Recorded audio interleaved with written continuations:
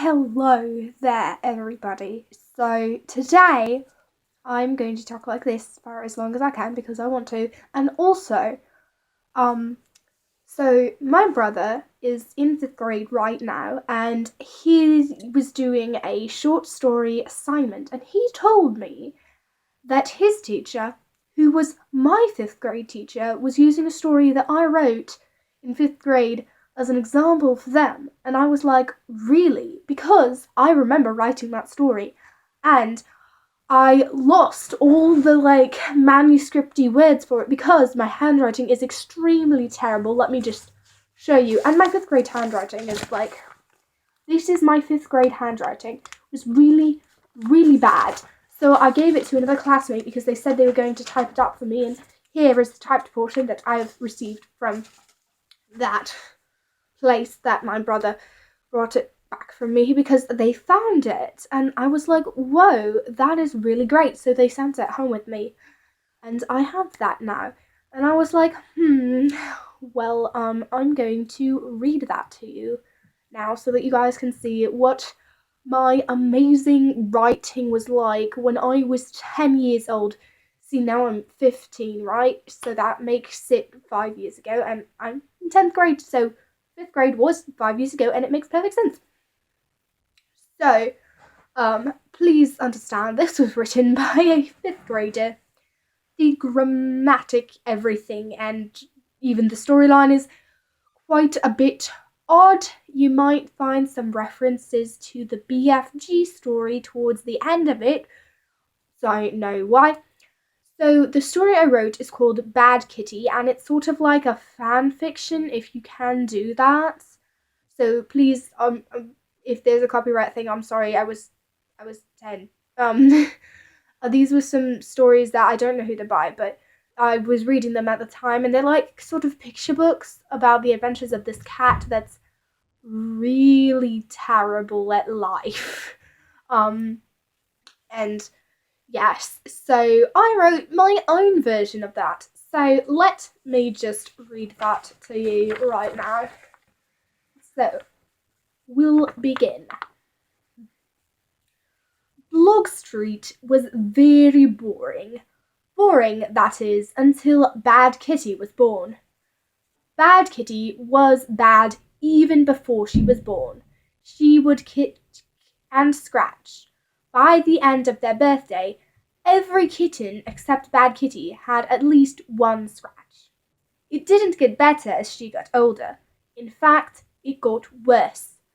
Bad Kitty lived on a farm, so one of her favourite games was to terrorise the animals.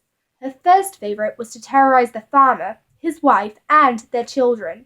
She would run through the chicken coop, making the chickens squawk, squabble, and, well, making quite a ruckus.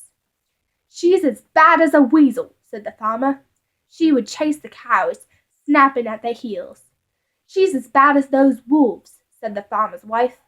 And when the children came home from school one day with scratches and cuts galore, the farmer had had enough. "Out," said the farmer. "Out, out, out. We're putting her up for sale tomorrow." They put her out for the night. The next day they gave her a collar and a chain and tied her up outside. They put a sign in front saying, "Vicious kitten for 32 cents or lower." In smaller letters they wrote, "If you are faint of heart, go to the pound instead." Bad Kitty was bought by the first customers of the day. The old man and woman who bought her were wrinkled with age and had terrible eyesight. They were the Wilsons. Mrs. Wilson was almost blind, but she loved Bad Kitty at first lick. Actually, it was more of a scratch, but surprisingly, she didn't seem to care. The Wilsons gently tossed her into a cat carrier at the back of their pickup. They drove away with the cat hacking, wheezing, and spitting up hairballs all the way. Now, the Wilsons had bought Bad Kitty on impulse, so they hadn't gotten her anything and weren't prepared. That didn't bother Bad Kitty, though. She was always prepared. As soon as she was let out of the cat carrier, she started in destroying things. Before the Wilsons knew it, the house was a scrapyard. Mrs. Wilson took Bad Kitty for a walk so that Mr. Wilson could fix the house. As soon as they were off the driveway, Bad Kitty started running. Anne looked out of the window in his second-grade classroom. "This math is so boring," Anne thought. "Hey, wait! Why is Mrs. Wilson flying through the air?" She raised her hand. "Yes, Anne," said the teacher, sounding annoyed. "Mrs. Wilson is flying!" screamed Anne. Sure enough, Mrs. Wilson was being pulled through the air by Bad Kitty. The teacher called all the students to his side and let off the fire alarm, burglar alarm, and tornado alarm. They all went off at once. Bad Kitty ran straight for the park. Then she ran up the tall maple tree. Anne had been running after Mrs. Wilson ever since the alarms went off. As the cat ran up the tree, so did Mrs. Wilson. Her hands were stuck to the chain with the cat, and she was so scared. She was being dragged along. When they got to the top of the tree, Bad Kitty stopped cold. Immediately, Mrs. Wilson's senses returned to her. She let out a scream as loud as a ninja. She started pummeling the cat with an umbrella. Bad Kitty was stunned. No one had ever done this to her before, but then she began to fight back. Suddenly, they started falling. Mrs. Wilson had a death grip on Bad Kitty and screamed into her ear, "When this nightmare is over, you're going to the pound!" She was right. Bad Kitty was slapped into an animal jail before she even knew it. Bad Kitty did not like the pound. The moment she was in, she felt as if she needed to destroy everything in her reach. Even her sharp claws couldn't get through the bars, and she knew she was trapped. Then she noticed all the dogs had started digging. She tried it. It got dirt in her claws, but she didn't mind. She was getting out. She dug so fast that when a man came in a half hour later, all there was in her cage was a hole. She ran and ran. She didn't know where she was going, but when she got there, she was all tuckered out. She was in a tramp camp. She went up to an old man, but he smacked her head with a frying pan. Then she went up to a woman who said, "Suit yourself, bad cat." Then she saw a little girl in rags. The woman said to the girl, "Sarah Jane, don't you dare touch that cat, or you are going to get a beating so hard you will never forget it." The little girl ran away. In the middle of the night, Bad Kitty was sitting by the fire, and there were strange shadows all around her. She heard a twig snap. Someone grabbed her from behind. She was caught.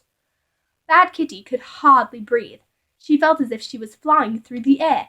In reality, Sarah Jane was holding her to her chest and running. And could Sarah Jane run?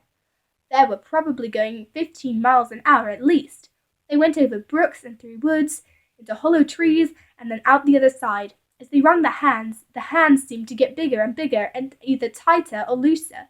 Then all of a sudden they were in a desert with cacti and rocks. There was nothing but the sand itself and rock-hewn caves as far as the eye could see.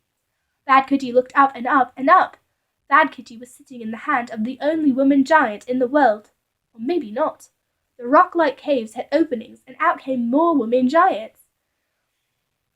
Now, if you think descriptions of boy giants are yucky, plug your ears for this description. They were hulking, disgusting beasts.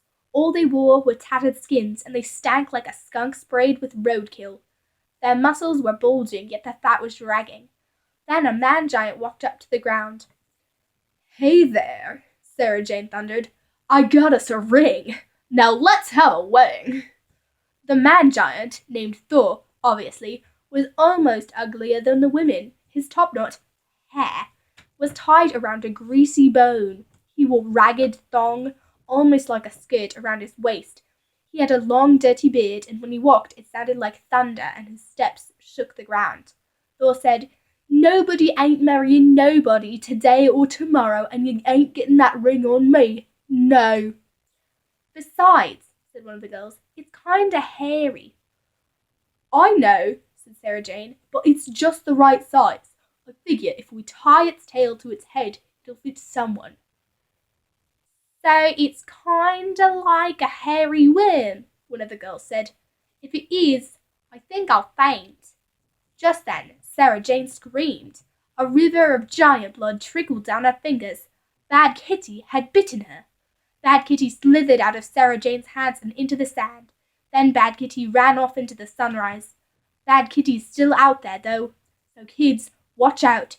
She is mean and she bites. And you never know what strange cat may end up on your block. It just might be Bad Kitty. So, yeah, that's what my writing was like at age 10. I wrote the story for my classmates in installments. I don't remember it being an assignment. I think I just did it for fun, but I don't know. So, one chapter would go from, sure enough, Mrs. Wilson was being pulled through the air, to Glad Kitty was slapped into jail. And like, then it says at the bottom, the next issue, the escapee squeezed. So it was like a newspaper, I guess. So like let's see, the next issue, oh, help. And the last two, it doesn't say next issue. It's just the end. But I think that's kind of funny. Like, I think for a fifth grader, that's a pretty good story. But like, I kind of want to go talk to my history teacher. So I have a day off on Friday. So maybe I'll add that part to the end of this video if I am able to talk to her, because I would be really cool to like film her response to like this, because I don't know, talking about me when I was a little child. But she might not consent to being videotaped, and if nobody consents, you can't do the thing. So like, don't do anything without consent. But I might like, interview and write down what she says or something. Yeah. So that might be interesting. But if not, if that doesn't happen, then goodbye, and I will see you guys all next time. Whoa.